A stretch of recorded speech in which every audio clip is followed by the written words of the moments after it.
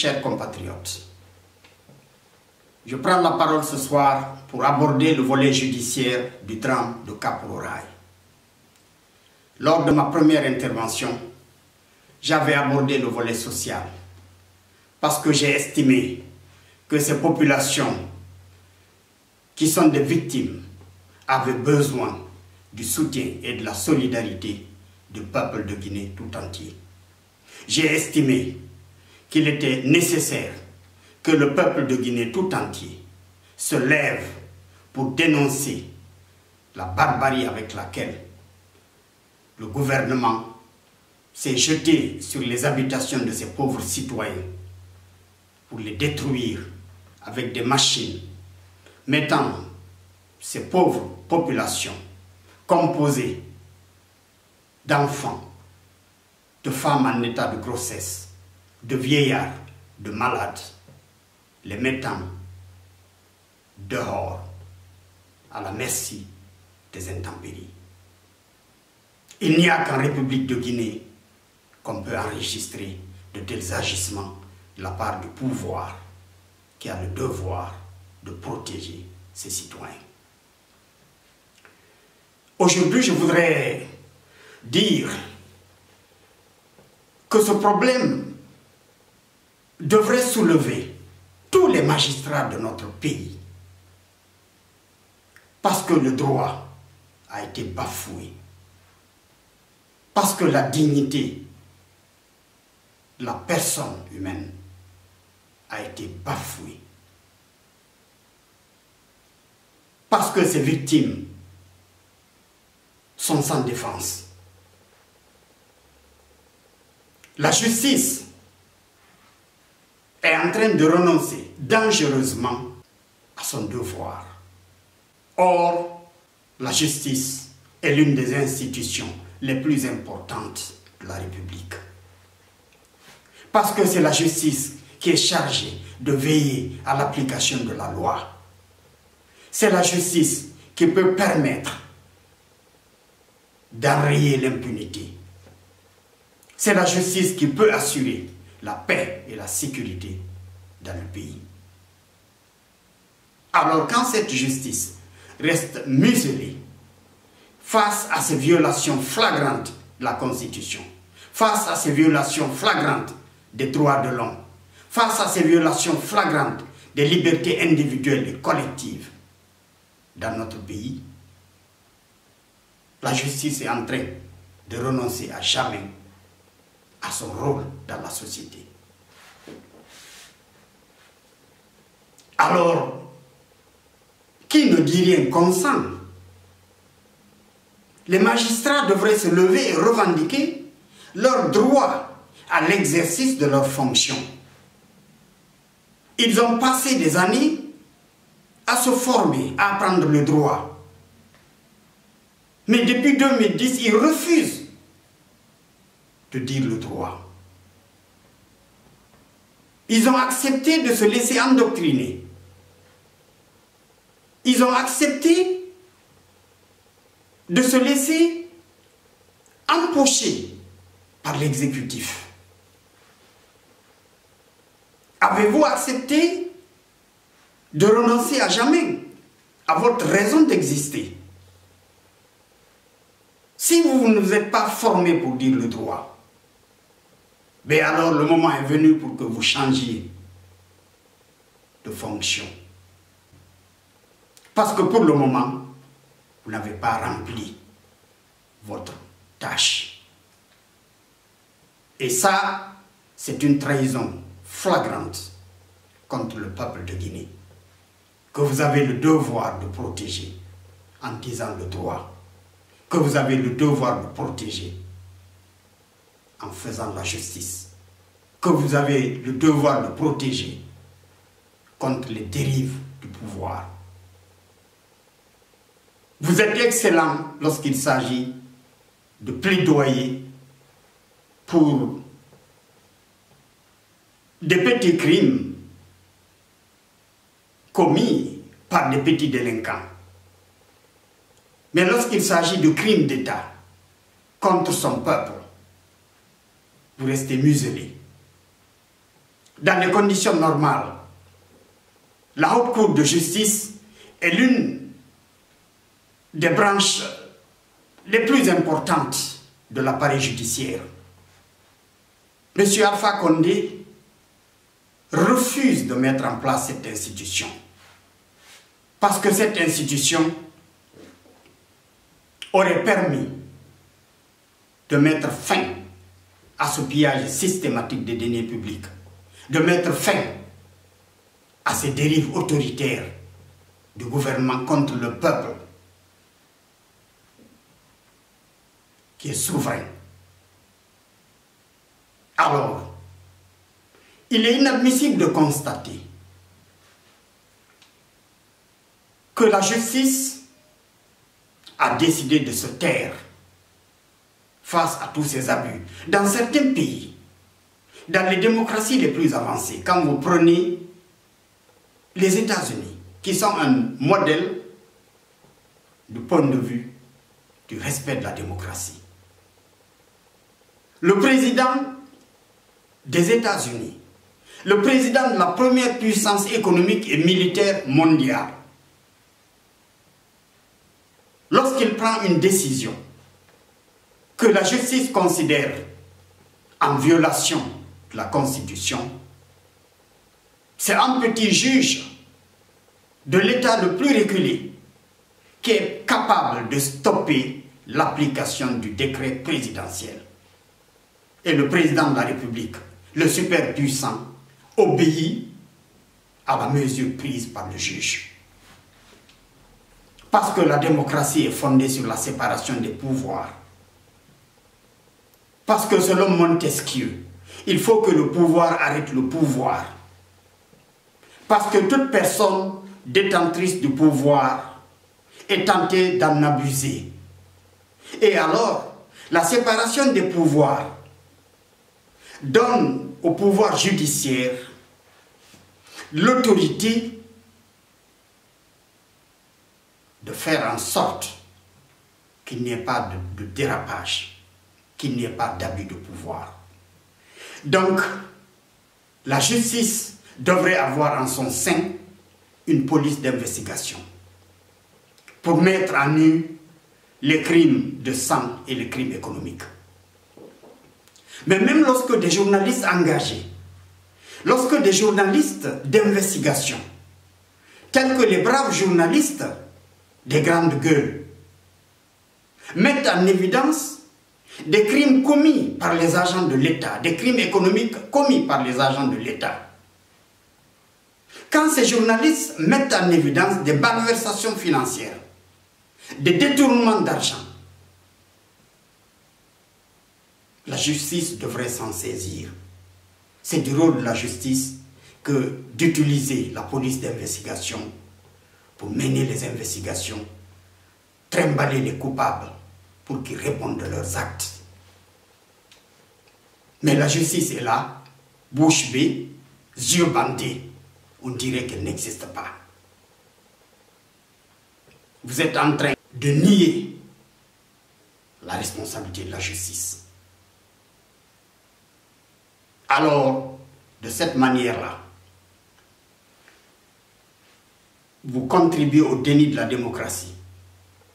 Vous contribuez à l'absence de l'état de droit. Vous contribuez à la confiscation des libertés individuelles et collectives. Vous soutenez la dictature sanglante. Il y a eu plus de 103 jeunes tués à bout portant par des armes de guerre. Vous, la justice, vous êtes restés bouche bée. Vous n'avez pas levé le plus petit doigt pour mener des enquêtes. Alors, cette attitude est une démission. Cette attitude est une trahison. Vous avez trahi le peuple de Guinée, qui vous a engendré, qui vous a formé pour faire de vous des magistrats. Le moment est venu pour que vous vous leviez, pour manifester votre désaccord par rapport au régime en place. Parce que si vous choisissez de vous taire aujourd'hui, Si vous avez choisi de vous taire depuis une dizaine d'années, si vous avez choisi d'être des témoins passifs de tous les crimes de sang et de tous les crimes économiques commis contre le peuple de Guinée, vous aurez choisi de vous taire à jamais. Si vous avez choisi de ne pas ouvrir la bouche, si vous avez choisi de ne pas utiliser votre formation pour plaider la cause de ce peuple, si vous avez choisi d'accompagner le pouvoir en place dans toutes les exactions commises contre ce peuple de Guinée, vous aurez choisi de vous taire à jamais. Vous n'allez pas vous taire aujourd'hui et vous lever demain pour nous dire que vous existez. Et l'histoire retiendra que vous avez accepté de taire l'autorité qui est l'autorité la plus importante, parce que c'est l'autorité qui est garante de nos libertés. C'est l'autorité qui est garante du respect des valeurs autour desquelles le peuple de Guinée s'est réuni. Les valeurs de liberté, les valeurs de paix et les valeurs de démocratie. Alors, l'heure est venue pour que vous vous leviez comme un seul homme, pour dire que cette destruction des habitations de Cap-Ororaï est inadmissible. Le moment est venu pour que vous vous leviez, pour demander aux victimes de Cap-Ororaï de se constituer en association, pour que vous les receviez, pour que vous les écoutiez, pour que vous portiez plainte contre l'État, pour exiger de l'État de réparer les dommages qu'il a causés aux pauvres citoyens de Cap-Ororaï. Le moment est venu pour que vous rappeliez à l'État qu'il a le devoir de respecter et de protéger son peuple. Pour que les destructions à venir, dans le cadre de la reconstruction de la capitale, pour que les destructions qui seront liées à l'ouverture des voies d'accès puissent être préparées, que les victimes potentielles puissent être associées, qu'ils puissent être sensibilisés, qu'ils puissent être dédommagés proprement. Et pour le cas de Cap-Ororaï, je recommande fermement, compte tenu de l'étendue du plateau, qu'il soit envisagé de prendre une vingtaine ou une quarantaine d'hectares, d'édifier des immeubles avec des appartements de 3-4 chambres, de manière à pouvoir reloger les victimes de Cap-Ororaï dans ces immeubles pour leur permettre de rester dans cet espace qu'ils ont choisi et qu'ils ont habité pour certains depuis plus de 50 ans. Parce que bon nombre d'entre eux détiennent les documents légaux délivrés par l'autorité en place. Il sera hors de question d'aller les jeter vers Dubreka ou vers Koya, parce que le plateau peut être aménagé pour recevoir ces victimes, de manière à ce que les immeubles soient du côté du reste de la cité, et que les bâtiments officiels, les ambassades et les prétendus immeubles des investisseurs occupent le reste de l'espace. Cela est faisable, cela est possible. Et je le recommande fermement. Parce que le parti de l'unité, le parti de l'union des patriotes pour la démocratie et le développement donne la priorité à l'unité du peuple de Guinée. Et l'unité ne peut être préservée que lorsque la justice est établie. Et cette justice, vous, l'appareil judiciaire, vous avez la lourde responsabilité de l'appliquer dans notre pays. Je vous demande alors de vous lever pour dire au peuple de Guinée qu'il n'y a aucun problème à aménager la capitale pour en faire un bijou architectural, mais que les destructions des habitations des pauvres citoyens doivent être préparées et des compensations appropriées doivent être données.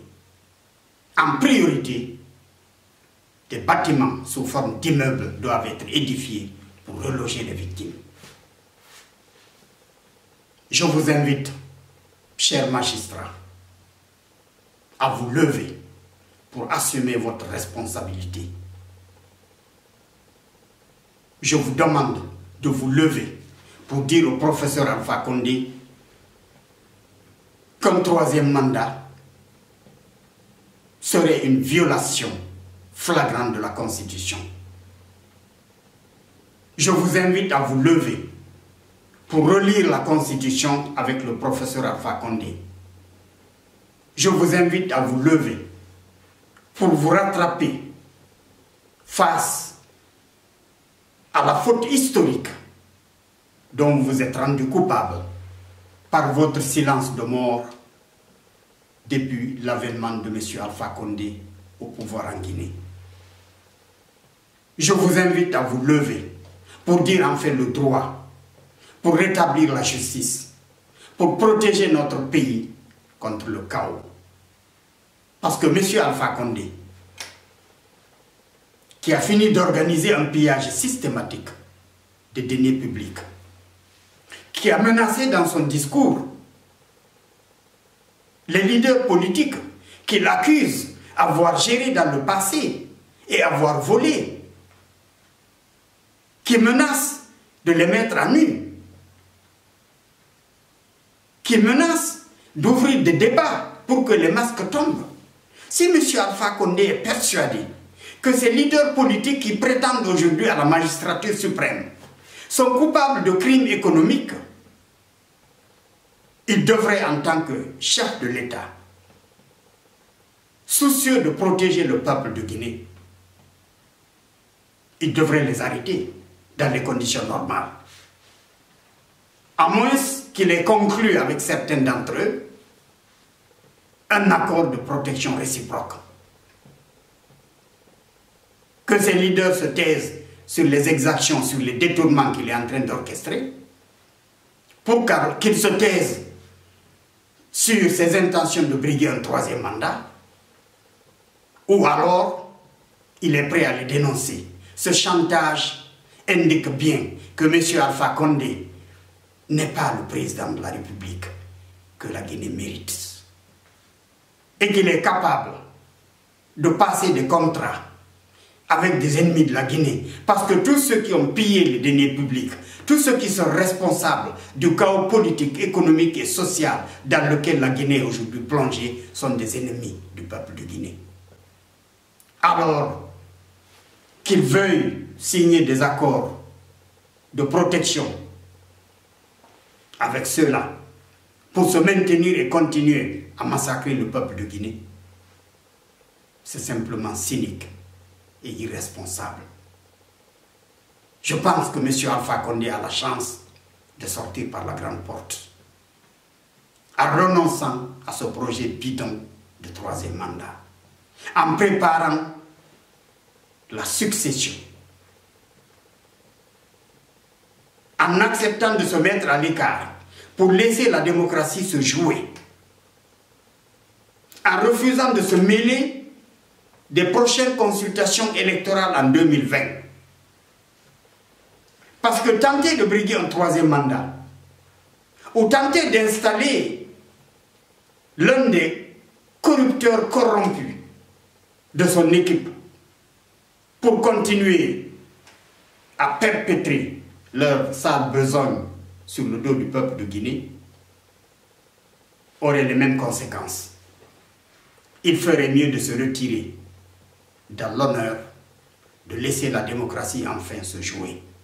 Le peuple de Guinée retiendra qu'après avoir massacré le peuple, après avoir compromis toute perspective de développement économique, par le pillage systématique des deniers publics, par la corruption, par le refus de mettre en place la Haute Cour de justice en donnant ainsi carte blanche à son gouvernement de piller et de mater le peuple de Guinée. Il s'est ressaisi à la dernière minute pour éviter le chaos au peuple et il s'est retiré. Voilà ce que je vous demande. Et vous, la justice, vous avez un rôle fondamental à jouer pour protéger enfin le peuple de Guinée, pour essuyer les larmes de ce peuple meurtri. Vive le peuple de Guinée, vive la Guinée, vive la République.